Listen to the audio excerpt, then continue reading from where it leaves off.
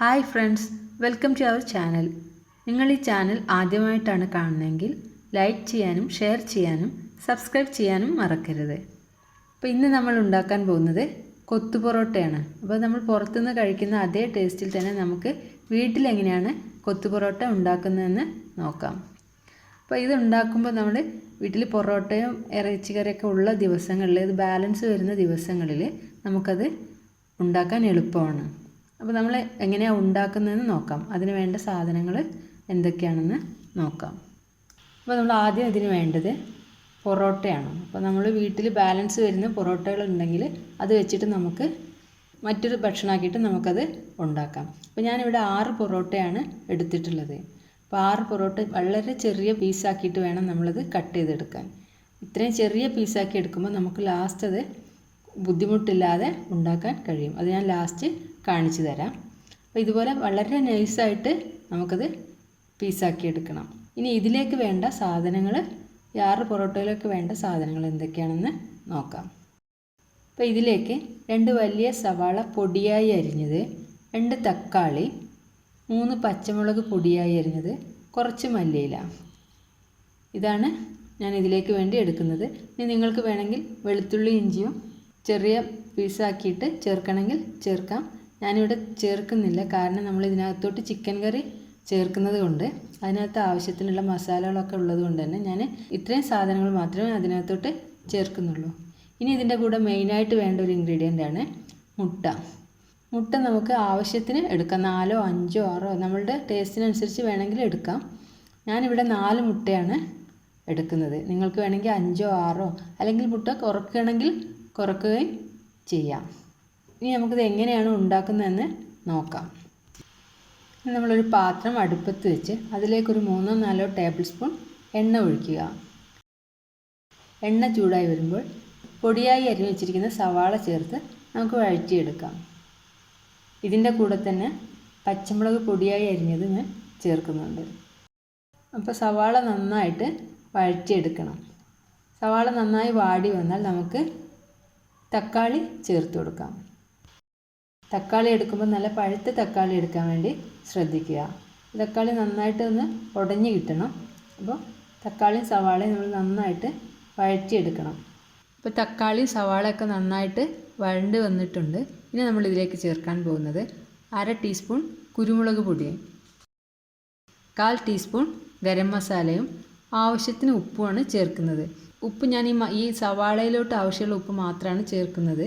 നമ്മൾ പൊറോട്ട ഉപ്പ് ചേർത്തുണ്ടാക്കിയതാണ്. അതുപോലെ ഇതിലേക്ക് ചേർക്കുന്ന ചിക്കൻ കറിയിലും ഉപ്പുണ്ടാകും. അപ്പോൾ ഈ മസാലയിലേക്ക് ആവശ്യമുള്ള ഉപ്പ് മാത്രം ചേർത്താൽ മതി.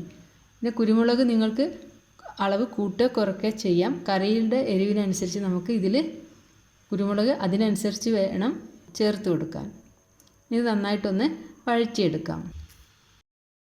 ഇനി നമുക്ക് നേരത്തെ പീസാക്കി വെച്ചുള്ള പൊറോട്ട ഇതിലേക്കിട്ട് നന്നായിട്ട് മിക്സ് ചെയ്തെടുക്കണം.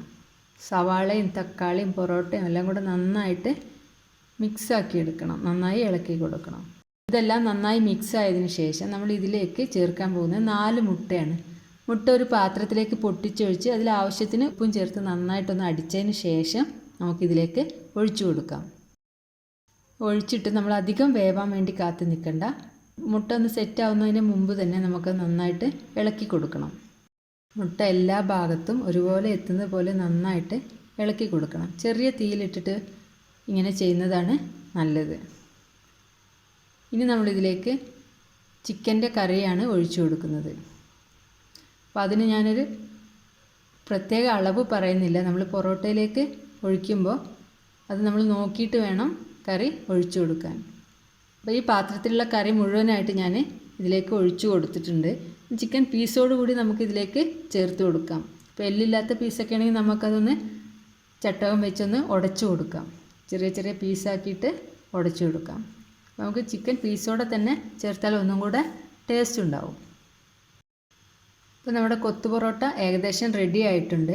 ഇനി ഇതിൻ്റെ മുകളിലോട്ട് കുറച്ച് സവാള അരിഞ്ഞത്, സവാള പൊടിയായി അരിഞ്ഞത് കുറച്ച് ഇട്ട് കൊടുക്കുന്നുണ്ട്.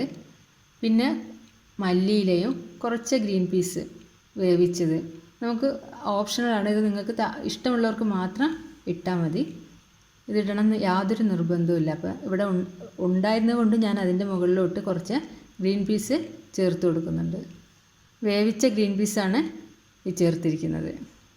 കൊത്തു പൊറോട്ട റെഡി ആയിട്ടുണ്ട്. ഇത് നമുക്ക് ചിക്കൻ കൊത്തു പൊറോട്ട എന്ന് പറയാം. അപ്പോൾ ഇനി നമുക്ക് ചെയ്യാനുള്ളത് ഇത് കൊത്തിയെടുക്കുക, അതായത് ഉടച്ചെടുക്കണം.